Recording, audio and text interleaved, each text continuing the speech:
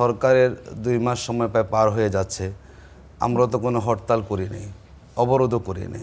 বিরোধী দলকে স্বৈরাচার বলাটা বাংলাদেশের রাজনৈতিক ইতিহাসের সাথে বেমানান। আপনাদের 11 দলীয় ঐক্যের অন্যতম সঙ্গী বাংলাদেশ খেলাফত মজলিস আমির মাওলানা মামুনুল হক সেমিনারে বলেছেন যে বর্তমান সরকারকে শেখ হাসিনার ভূতে ধরেছে।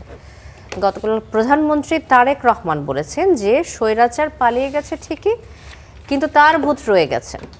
বিরোধী দলের ওপর এখনো স্বৈরাচারের ভূত রয়েছে, ভূত ভর করেছে এবং তারা সরকারের উন্নয়নমূলক কার্যক্রমে বাধা সৃষ্টি করছে, এমন কথা বলেছেন প্রধানমন্ত্রী। স্বৈরাচারের ভূত, শেখ হাসিনার ভূত, যেই ভূতের কথাই বলি না কেন, একজন আরেকজনের ওপর যে দোষ চাপানোর এই রাজনীতি, এটিকে আপনি কিভাবে দেখছেন?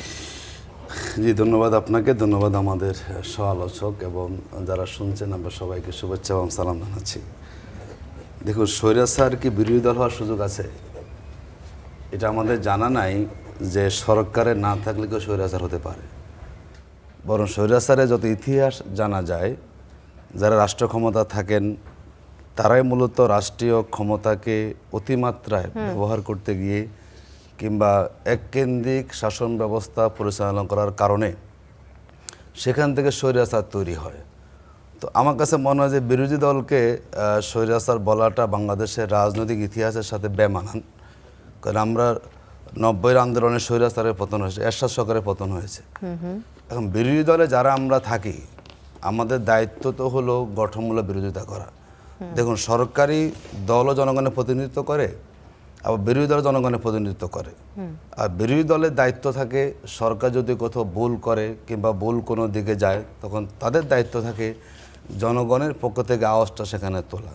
তো এই আওয়াজ তো তুলতেই হবে। যদি এক মতের এক পথের হয়, তাহলে ডেমোক্রেসি সেখানে থাকে না। এখন পর্যন্ত তো সরকারের ২ মাস সময় প্রায় পার হয়ে যাচ্ছে, আমরা তো কোনো হরতাল করিনি, অবরোধও করিনি, কথার যুদ্ধ হয়েছে। রাজপথে নেমেছেন? রাজপথে ছিল নিয়মতান্ত্রিক, এটা হতেই পারে। রাজপথে সভা সমাবেশ করা তো এটি আমাদের সাংবিধানিক রাইট, এটা তো কারো অনুমতি আমাদের লাগে না। আর সভা সমাবেশবিহীন রাজনীতিও বাংলাদেশে কখনো এরকম হয়েছে বলা যাবে না। এখন আমাদের দায়িত্বটা কি? দেখুন, আমরা এখন যারা সরকারে আছেন, যারা আমরা বিরোধী দলে আছি, দীর্ঘ 17-18 বছর কিন্তু একসাথে আমরা আন্দোলন করেছি। এই বিএনপি অফিসের সামনে বহু মিছিলে সমাবেশ, আমি নিজেও কিন্তু স্লোগান দিয়েছি, বহু মিছিল করেছি। বেগম খালেদা জিয়ার মুক্তি নিয়ে কিন্তু আমরা অনেক মিছিলে অংশগ্রহণ করেছি, আমরা নিজেরাই করেছি। এখন দেশে ফ্যাসিবাদ বিতাড়িত হওয়ার পরে ইলেকশন হয়েছে, জনগণের ম্যান্ডেটে বিএনপি ক্ষমতায় এসেছে, আমরা বিরোধী দলে এসেছি। কিন্তু আমরা তো মনে করি যে দেশের স্বার্থে আমাদের সবাইকে কথা বলতে হবে। কারণ আমরা যেটা কথা বলি, দেখুন, আপনি দোষ কার ধরবেন?